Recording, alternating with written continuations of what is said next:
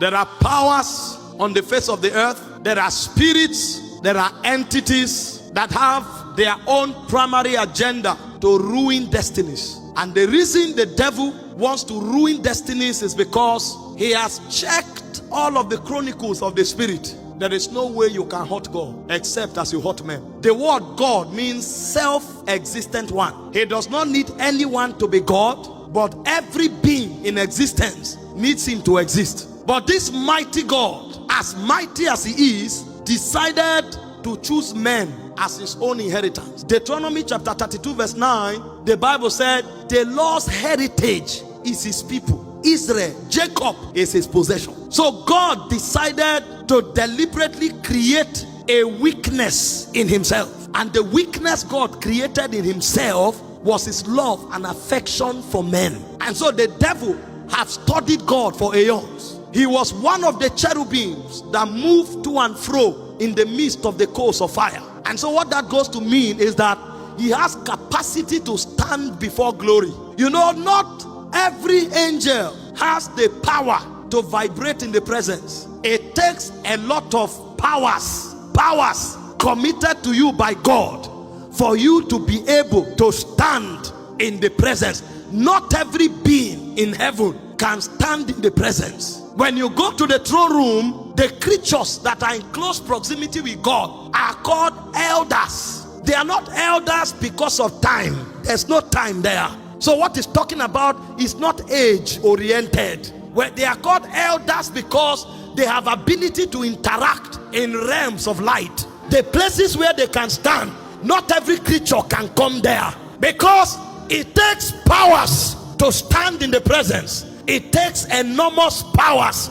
So the creatures that stand in the presence, God bestows powers on them. And so apart from the elders, there are also those who are called the four beasts, or the four living creatures. So these beings are beings of mysteries. When you look upon them, the Bible said they had four faces: the face of a lion, the face of an eagle, the face of an ox, and the face of a man.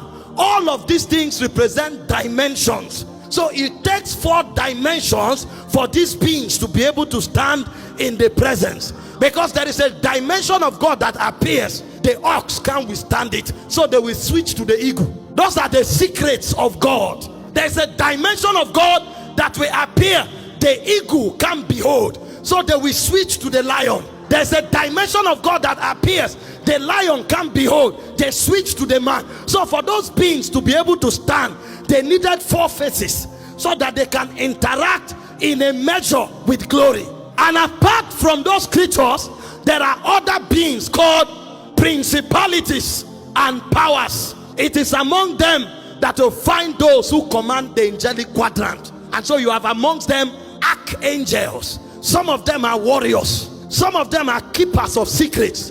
And one of those archangels is called Gabriel. And when Gabriel appeared to Zacharias, he made a statement that almost confounded my theology. When Zacharias doubted him, Gabriel did not consult God. Gabriel passed a judgment. And the reason Gabriel had authority to pass judgment is that I am Gabriel that standeth in the presence of God. So it takes powers, it takes authority to stand in the presence of God. And so one of the princes that had the privilege of standing in the presence of God decided to rebel. And when he rebelled, he came down with 1/3 of the angels. Those are the beings that are battling with you and I.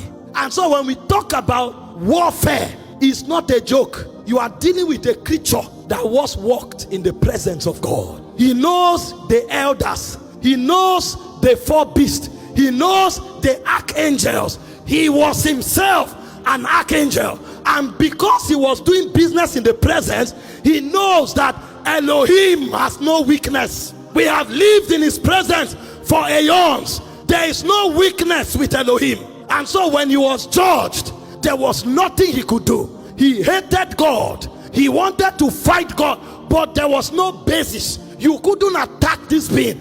I was in the presence with the elders, with the four beasts, with the archangel. God has no weakness. until after many aeons, he now discovered God embarked on a project. And God said, let us make man in our own image, after our likeness. And the guy was watching. God has never created anything like himself. God has never created anything in his order. What is it that God wants with this man, this new creature?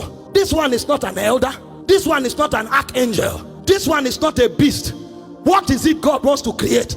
And when God announced it, he said, I want to create a being that bears my image. He said, God has decided to create something that can carry us into God. Before now, when we checked him, there was no weakness. If he wants to create something like him, then if we get that thing, we will get God. And true to his word, when he attacked man, the heart of God was broken. Because for the first time, the angels discovered that even God could have weakness. And the weakness of God was his love for man. And so when the man fell, God was pierced to the heart. God was frustrated.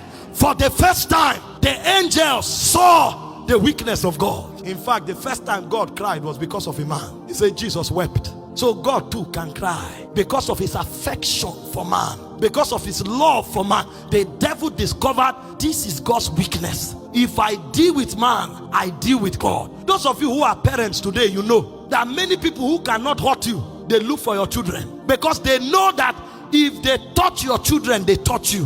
Because this one is not just something God created. This one is God himself extended. Because when God created man, the Bible said when he molded the dust, he breathed into the man. So what God called man is actually God in dust. God decided to put himself inside the vessel. So when you touch man, you touch God. When you hurt man, you hurt God. The devil discovered it. And so all of the arsenals of the devil was not against God.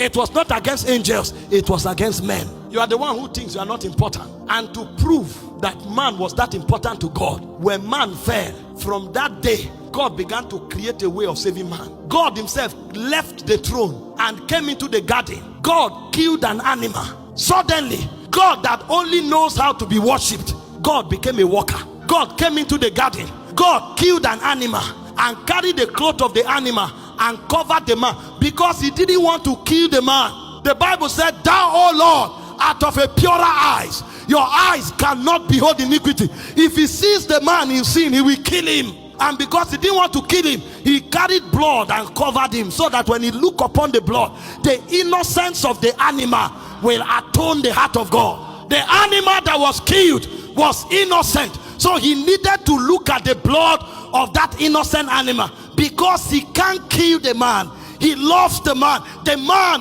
have become his weakness. And the devil said, now that I know, I will plunder you, God. Now that I know, I will break your heart, God. Now that I know, I will deal with you. And so when Jesus came, he told us the manifesto of the devil. In John chapter 10 verse 10, he said, the devil cometh not but for to kill, to steal, and to destroy. And so God's assignment was to create a way of saving the man. And there was no other way God could save the man except God himself becomes the victim. Because of the love God had for man, God decided to step down from his throne of glory. God decided to take off his garment of divinity. God decided to put upon himself the garment of man. God entered the womb of a woman, and God was there helplessly for 9 months. Whatever the woman ate, that was what God ate. Whatever the woman drank, that was what God drank. God stayed in the womb for 9 months. When God was born, Herod wanted to kill God. God was helpless. They had to carry God and run to Egypt to hide God, because God needed to become a man in order to save man. So God took a risk by removing his godhood and put upon himself manhood. So he suffered what men suffered. He was endangered by what men were endangered by. And the more the devil saw it, the more the devil was surprised. Can you love this man this much?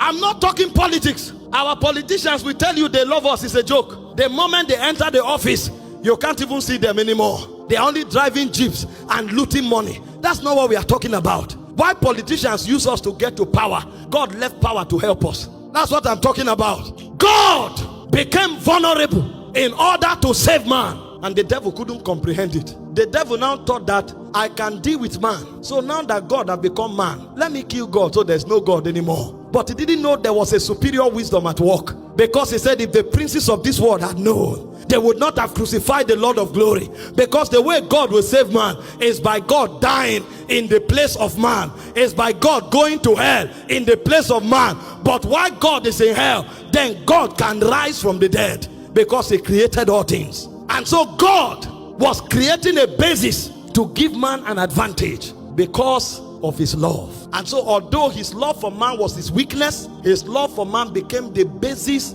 for the demonstration of his power. And so when the devil thought he had defeated God by killing his son, God showcased the greatest power by rising from the dead. And when God rose from the dead, the Bible said he became the first begotten of the dead, so that the new man that will be created, even death can no longer hurt him. So that the new man that will be created, the devil can no longer hurt him. So the basis behind covenant transaction is to come to that point where the devil can no longer hurt you. And in not hurting you, he's no longer hurting God.